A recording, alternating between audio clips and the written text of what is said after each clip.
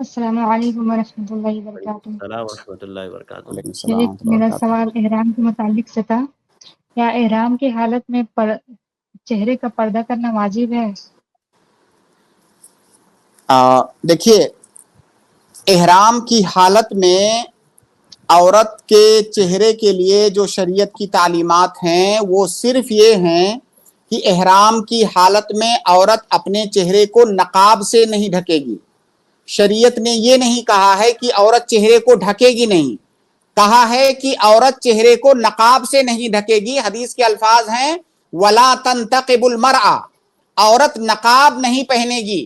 اور نقاب یہ ایک مخصوص قسم کا لباس ہے، جیسے کرتا ایک مخصوص لباس ہے، پیجامہ ایک مخصوص لباس ہے، لنگی ایک مخصوص لباس ہے، تو اسی طرح سے نقاب عورتوں کے لیے ایک خاص لباس ہے۔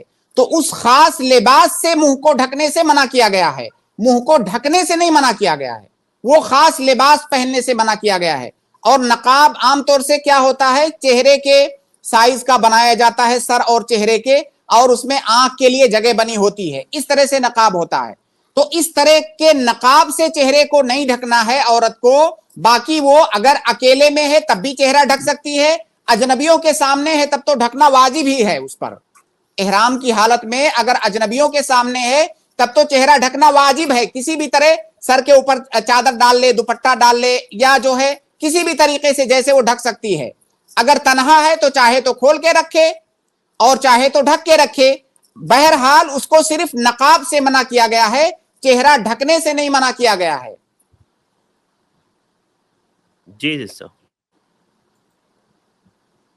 سسٹر عافیہ، آپ کا میں اپنے چہرے آپ کو میوٹ ہے۔ نقاب سے ڈھک لیا تھا۔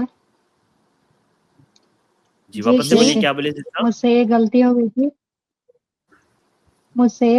گئی تھی جی، میں نے احرام کی حالت میں اپنے چہرے کو نقاب سے ڈھک لیا تھا، پورے کور کر لیا تھا آپ آنکھوں نے کو بھی۔ لا علمی میں پھر ایسا کیا عمرہ تھا؟ کرنے کے بعد پتہ چلا جی، آپ نقاب کس کو عمرہ سمجھتی ہیں کرنے کے پہلے بعد بتائیں؟ پتہ چلا کہ ایسا نہیں کرنا چاہیے جی۔ وہ نقاب الگ سے کس جو کو فیس سمجھتی ہیں؟ کور کرنے کا آتا ہے، الگ سے جو جس کو فیس کور کرنے کے لیے آتا ہے، جس کو نوز پیس جسے بولتی ہیں کہتے جس کو عورتیں، جی تو نوز پیس تو نقاب نہیں ہوتا ہے۔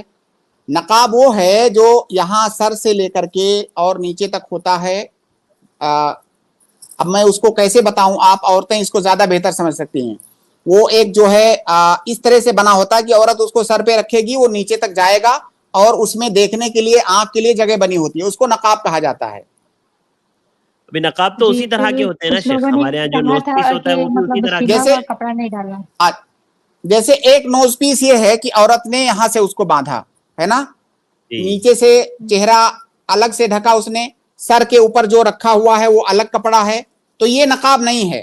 ہاں اگر نوز پیس ایسا ہے کہ وہ نوز پیس اوپر، اس کا کچھ حصہ اوپر جیسے ہے، ابھی جو نوز پیس آتا ہے شیخ، دیکھیے ایک کچھ ایسی پٹی جو سر کے اوپر آتی ہے، اور پھر ایک مطلب پورا اکھا ہوتا ہے، سر کے اوپر پٹی آتی ہے، بیچ میں سے خالی کھلا ہوتا ہے، آنکھ دن نظر آتی ہے بس۔ ہاں تو وہ یہ نقاب ہی کی شکل ہے، تو اس طرح جی کا نہیں پہننا چاہیے جی۔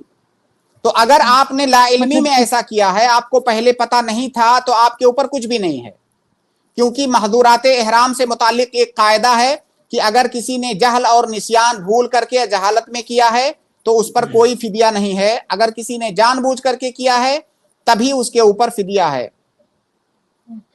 تو چہرے کو کور کرنے کے لیے سلا ہوا کپڑا نہیں ہونا چاہیے، مطلب ایسے دوپٹہ وغیرہ سے کر سکتے ہیں؟ عورت سلے ہوئے کپڑے کا احرام سے کوئی تعلق نہیں ہے شیخ۔ اتنی غلط فہمیاں ہیں اس مسئلے سے متعلق، اتنی غلط فہمیاں ہیں کہ اس کو کیسے بتایا جائے۔ سلے ہوئے کپڑے کا احرام سے کوئی تعلق نہیں ہے۔ وہ جو کہا جاتا ہے سلا ہوا کپڑا نہ پہنے، عربی میں مخیط جس کو کہتے ہیں، اس کا مطلب یہ ہے، اور پہلی بات تو یہ عورتوں کے لیے نہیں ہے، عورتوں کو اس سے الگ ہی کر دیں آپ، پہلے ہی جو ہے عورتوں کو اس سے الگ آپ سمجھیں۔ یہ مردوں کے لیے ہے کہ مرد سلا ہوا کپڑا نہیں پہن سکتا۔ تو سلے ہوئے کا مقصد یہ نہیں کہ اس پر سلائی چلی ہوئی نہ ہو، مشین سے اس کو سلا نہ گیا ہو، اس کا مطلب یہ ہے کہ وہ کپڑا ایسا نہیں ہونا چاہیے جو ہمارے جسم کے اعضاء کے حساب سے بنایا گیا ہو۔ جیسے میں نے کرتا پہن رکھا ہے، اس کی آستین ہے، اور یہ جو تن ہے اس کے لیے الگ سے بنا ہوا ہے۔ ہم پائجامہ پہنتے ہیں، اس میں 2 پاؤں بنے ہوئے ہوتے ہیں، تو ایسا نہیں ہونا چاہیے۔ अगर कोई इंसान लुंगी पहना हुआ है, लुंगी की किनारी सिली हुई है या लुंगी जोड़ी हुई है, जैसे एक लुंगी खुली हुई होती है जब आप खरीदते हैं, उसको फिर आप जोड़ते हैं, तो वो जो लुंगी जुड़ी हुई है, तो उस जुड़ी हुई होने से कोई हर्ज नहीं है, वो लुंगी है। तो सिले हुए का इहराम से कोई ताल्लुक नहीं है, फकत सिर्फ इतना है कि वो सिलाई ऐसी नहीं होनी चाहिए कि आपके जिस्म के आज़ा के मकास पर, उसके जो है साइज पर मुताबिक बनाया हुआ हो। अगर मान लीजिए किसी ने कुर्ता पहना और उसका कुर्ता सिला हुआ नहीं है बल्कि उसने गोंद से चिपकाया हुआ है, ये जो आस्तीन की सिलाई है मुकम्मल ये सिली हुई नहीं है, गोंद से चिपकाई हुई है, तो क्या इसको पहनना जायज होगा? नहीं जायज होगा, जबकि वो सिली हुई नहीं है। तो इसका ताल्लुक सिलने या ना सिलने से नहीं है, बल्कि इसका ताल्लुक कि क्या वो कपड़ा आपके जिस्म के हिसाब से बनाया गया है या नहीं। और ये मसला सिर्फ मर्दों के लिए है, औरतें कुछ भी पहने, औरतों को सिर्फ दो चीजों से मना किया गया है, अपने चेहरे को नकाब से ना ढके और अपने दोनों हाथों को दस्ताने से ना ढकें, सिर्फ इन दो चीजों से औरतों को रोका गया है। जज़ाकल्लाहु खैर शेख, वाज़ेह है, बारकल्लाहु फिकुम।